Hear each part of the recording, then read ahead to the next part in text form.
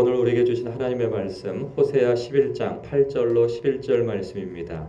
생명의 샘가 12월 1일 수요일 말씀 포기할 수 없는 하나님의 마음 함께 읽겠습니다.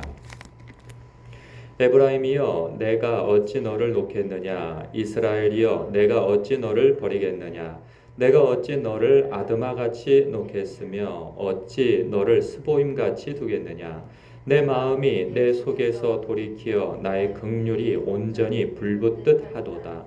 내가 나의 맹렬한 진노를 나타내지 아니하며 내가 다시는 에브라임을 멸하지 아니하리니 이는 내가 하나님이요 사람이 아님이라.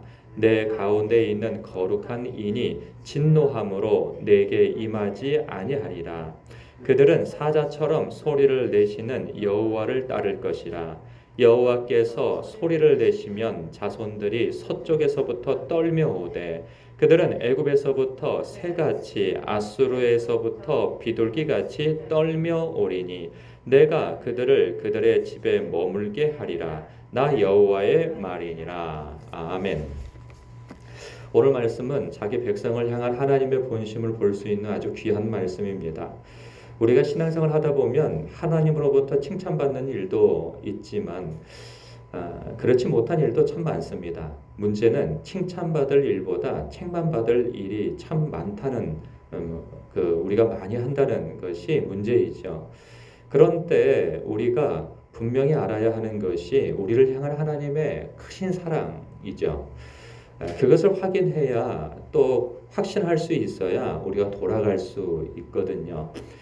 우리를 향한 하나님의 사랑이 어떠한지 8절에 참 잘 표현되어 있음을 봅니다. 에브라임이여 내가 어찌 너를 놓겠느냐, 이스라엘이여 내가 어찌 너를 버리겠느냐, 내가 어찌 너를 아드마같이 놓겠으며 어찌 너를 스보임같이 두겠느냐. 내 마음이 내 속에서 돌이키어 나의 긍휼이 온전히 불붙듯 하도다. 지금 하나님께서는 이스라엘 백성을 이제 징계하시기로 완전히 작정되어진 상태입니다. 사실 이것은 돌이킬 수가 없습니다. 왜냐하면 이스라엘 백성이 돌아오질 않으니까. 어제 본문이 그런 거죠. 하나님께서 사랑하는 아들로 여겨서 그들을 출애굽시켜서 당신이 품에 안고 그리고 사랑의 줄로 그들을 엮어서 그들의 때를 따라 돕는 은혜를 주시고 그를 굽어 살피셔서 그들을 살찌워 주셨어요. 그런데 이스라엘 백성은 그렇게 한 이가 바알이라 여기며 우상 숭배를 하고 하나님을 떠나는 삶을 삽니다. 수도 없이 선지자를 보내서 그들을 돌아오게 하시려고 하였지만 그들은 듣지 아니하고 그들은 결국은 끝까지 우상 숭배를 하는 것으로 맞춰지는 삶을 살죠. 하나님께서 그들을 돌아오게 하시려고 이제 주변 나라를 움직여서 사람 채찍과 인생 몽둥이로 그들을 훈계하십니다. 그럼에도 불구하고 그들은 그것을 기회로 생각지 못하고 오히려 자신의 부와 군사력을 의지해서 버티기에 들어가고 그게 더 큰 위기가 되어졌을 때조차도 아수르나 애굽의 구원병을 청해서 끝까지 하나님을 의지하지 않고 그들은 자신의 힘을 의지하여서 하나님 앞에 이 패역한 그러한 자리를 선택하여서 결국은 멸망의 길에 접어들게 되어집니다. 이것이 너무나도 분명하기 때문에 하나님께서 오늘 그 마음을 표현하시는 거죠. 에브라임이여 내가 어찌 너를 놓겠느냐, 이스라엘이여 내가 어찌 너를 버리겠느냐. 내가 너희를 버리려고 그러는 것이 아니다라는 거죠. 그래서 내가 어찌 너를 아드마같이 놓겠으며 어찌 너를 스보임같이 두겠느냐. 아드마와 스보임은 창세기에서 그 소돔과 고모라를 멸망시키실 때 그 주변 도시들이에요. 그 도시들도 그 죄로 인하여서 함께 멸망하게 되어졌는데 하나님께서는 그들에 대하여서 불쌍한 마음을 품지 아니하셨습니다. 그냥 이 유황불을 떨어뜨리고 땅을 뒤집어 엎어서 그들을 탁탁탁 땅에 묻어버리셨어요. 그래서 그들 가운데 누구도 살아남는 자가 없었습니다. 너희들이 당하는 그 징계와 내가 드는 매가 마치 그렇게 그 아드마와 스보임처럼 너희들이 보일 수 있으나 느껴질 수 있으나 나는 너희들을 그렇게 버리거나 그렇게 여기지 않는다. 내가 너희들을 결코 포기할 수 없는 이들이 바로 너희들이다. 왜? 너희들은 내 아들이기 때문에 그런 거죠. 1절에서 표현되어진 것처럼 사랑하는 내 아들이기 때문에 그럴 수 없다라고 말씀하시는 거죠. 그래서 내가 내 마음이 내 속에서 돌이켜 나의 긍휼이 완전히 불붙는 듯 하도다. 여러분들도 자녀들을 키우시면서 이런 거 많이 경험하셨잖아요. 저도 제가 자녀를 키우기 이전까지는 그 부모의 마음, 이런 마음 잘 갖지 못했어요. 총각 때에는. 왜냐하면 아이를 키울 때에는 불가피하게 혼내야 될 때가 있어요. 아이가 사랑스럽지만은 이 아이가 잘 되게 하기 위하여서 이 온전하게 성숙되어진 사회인으로 그리고 공동체 속의 사람으로서 그리고 좋은 성품을 갖게 하기 위하여서 이 아이에 있어서 잘못된 것들을 바로잡아 줘야 될 때가 있거든요. 그럴 때 아이가 말을 듣지 않으면 호되게 혼을 낼 때가 있어요. 그런데 속마음에선 이 아이에 대해서 안타까운 마음이 드는 거죠. 왜냐하면 정말 이 눈에 넣어도 아프지 않을 이 사랑스러운 아이를 혼낼 때에는 마음이 아파요. 그래서 모든 부모들은 다 똑같을 거예요. 이 아이에 대해서 호되게 혼내고 난 다음에 뒤돌아서서는 마음이 너무 아픈 거예요. 그런 것처럼 하나님께서 자기 백성에 대하여서 크게 혼내고 난 이후에 혼내실 계획을 가지신 이후에 그 마음이 어떠한지를 드러내 주시는 거예요. 사람은 이걸 알지 못해요. 대부분의 자녀들은 부모가 자기를 혼내고 훈계할 때에는 자기가 좋아하는 것을 막는다고 생각하고 그리고 쓸데없이 잔소리를 한다고 생각하고 그래서 부모가 나를 싫어해. 아빠 엄마가 나를 싫어해. 그래서 나를 혼내는 거야. 이렇게 생각하는 경우가 참 많습니다. 이게 나이가 어린 애들뿐만 아니라 커서도 다 마찬가지예요. 그래서 부모의 마음을 자녀가 알기는 쉽지가 않습니다. 자기한테 잘해줄 때만 나를 사랑해 생각하지 혼낼 때에 그 감추어진 부모의 마음을 알기는 힘들어요. 그런 것처럼 하나님의 백성들도 하나님께서 훈계하시고 인생 채찍과 사람 몽댕이로 이렇게 다루실 때에 하나님이 나를 싫어하셔. 하나님이 나를 미워하셔. 나를 포기하셨어. 나를 버리셨어. 이렇게 생각하는 경우가 참 많은데 하나님은 결코 자기 백성에 대하여서 그렇게 다루시지 않는다는 그 마음을 표현하고 계시는 거예요. 사실 이것을 모르면 우리는 하나님 앞에 돌아갈 길을 잃어버리게 되어집니다. 왜냐하면 아까 말씀드린 것처럼 우리는 신앙생활을 하면서 하나님 앞에 좋은 일만 있지 않거든요. 우리는 죄를 지어요. 거룩하게 살아야 된다는 거 왜 모르겠어요. 그런데 거룩한 삶을 택하지 않을 때가 많거든요. 공의를 택하지 않고 불의를 택하는 때가 많고 하나님의 인애를 받은 사람이 그 불쌍히 여김을 받은 은혜 받은 사람들임에도 불구하고 하나님의 인애가 내게서 나타나지 않는 때가 더 많거든요. 그러다 보면 어느 순간에 내가 이러면 안 되는데 하면서도 계속 그러고 있는 자신을 발견합니다. 그것을 가지고도 회개했음에도 불구하고 또 같은 죄를 반복하는 나 자신을 발견할 때 나는 소망이 없어 라고 스스로를 자책하면서 그것이 또 반복되어지다 보면 어느 순간에는 하나님은 나 같은 자를 돌아보시지 않을 거야. 나는 자격 없는 자야 라고 생각하면서 돌아갈 길을 찾지 못하는 경우가 있어요. 그런데 하나님께서 말씀하시는 바가 무엇입니까? 아니다. 나는 너를 포기하지 않아 라고 오늘 말씀에서도 그렇지만 이 신약 성경에서도 수도 없이 그러한 하나님의 마음을 드러내십니다. 예수님도 드러내 주시고요. 탕자의 비유를 통해서 그 아버지가 끝까지 기다리시는 그 마음을 드러내 주시지 않습니까? 사도 바울도 그래요. 로마서 5장에서 우리가 죄인되고 악하고 하나님과 적대적인 관계였을 때 하나님께서 자기 자녀를 자기 독생자를 내어주시지 않았느냐. 우리 예수님도 당신의 몸을 내어주시지 않았느냐. 그렇게 되어졌을 때 하나님께서 얼마나 우리를 더 용납하시고 받아주시겠느냐. 그러니 두려워하지 말고 하나님 앞에 나아가라. 그 말씀을 하고 있지 않습니까? 우리가 이 하나님의 마음을 놓쳐버리면 우리는 하나님께 돌아갈 길을 잃어버리게 되어집니다. 그래서 가장 중요한 것은 무엇이냐면 나를 향한 하나님의 사랑을 확신하는 거예요.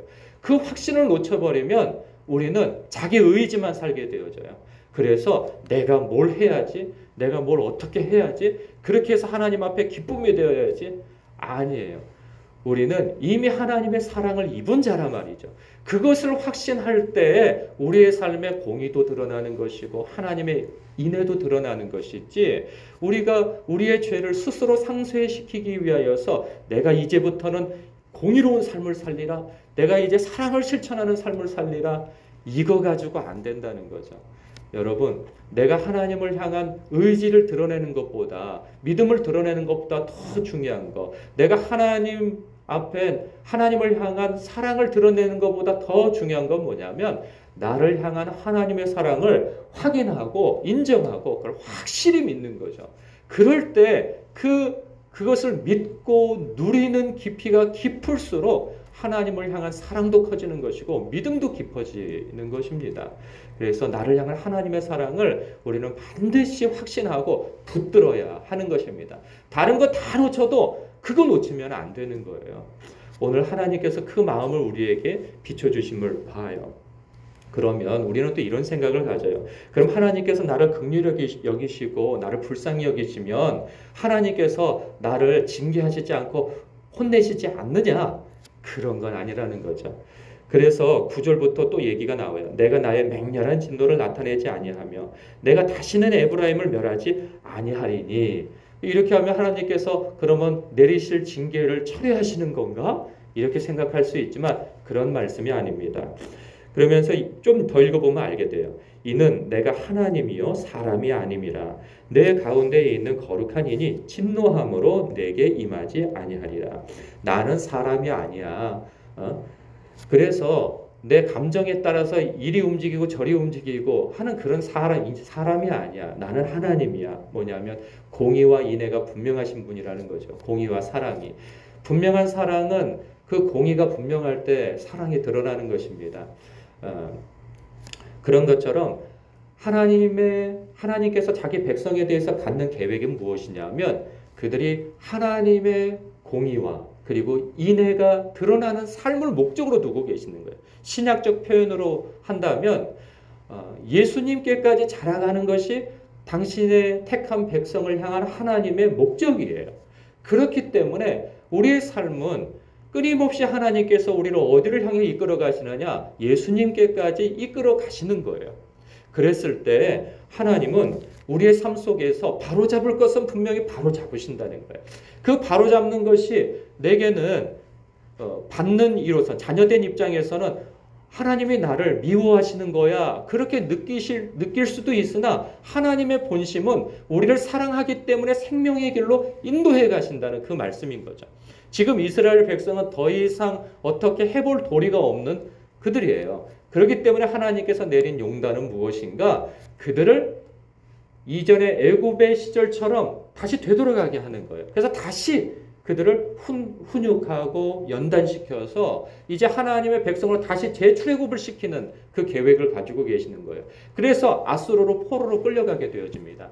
그래서 그 포로로 끌려가서 있는 그들을 향하여서 갖는 마음이 무엇이냐?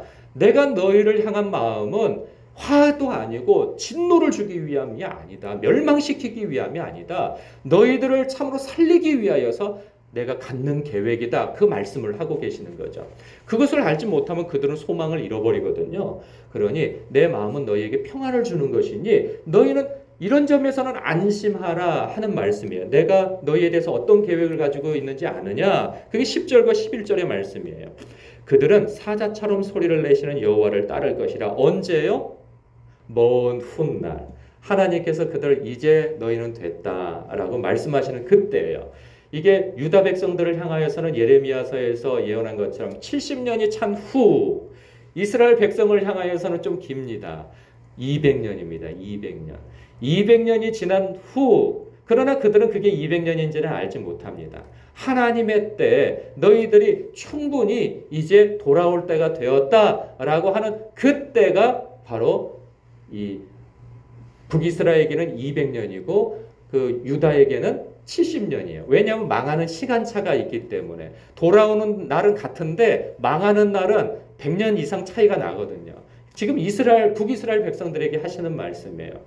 그때 너희들이 내가 사자후를 바랄 때 그 사자후는 어떻게 해서 바라게 되어지냐면 페르시아가 들어섰을 때 고레스 황제의 칙령으로 이렇게 선포되어지게 되어집니다.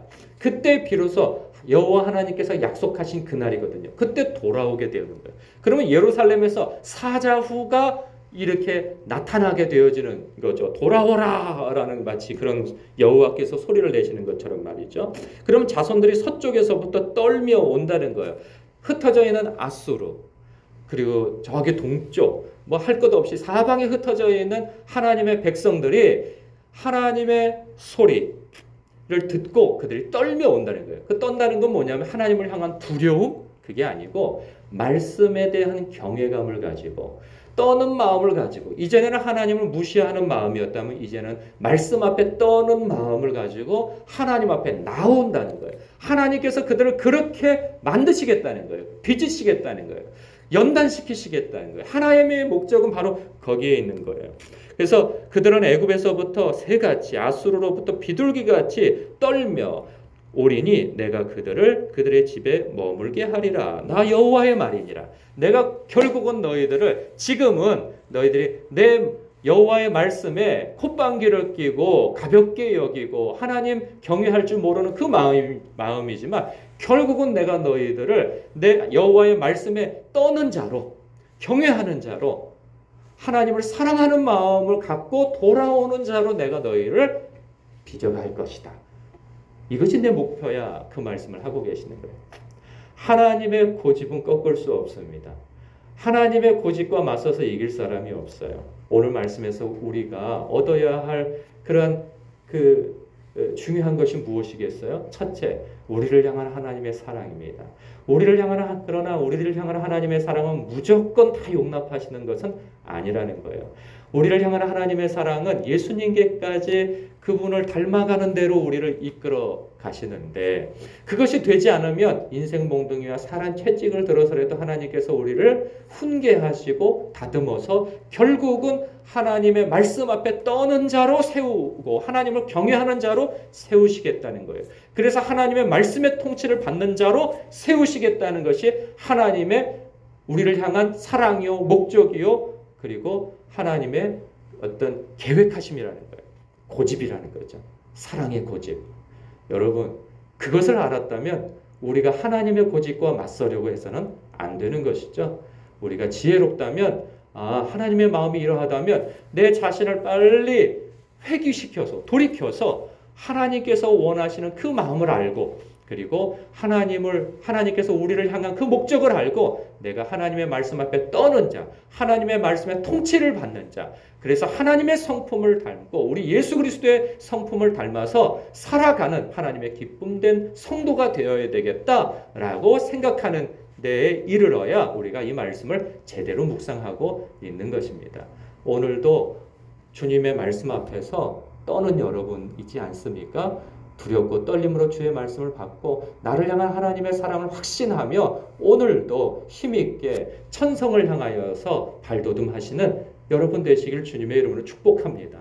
기도하겠습니다.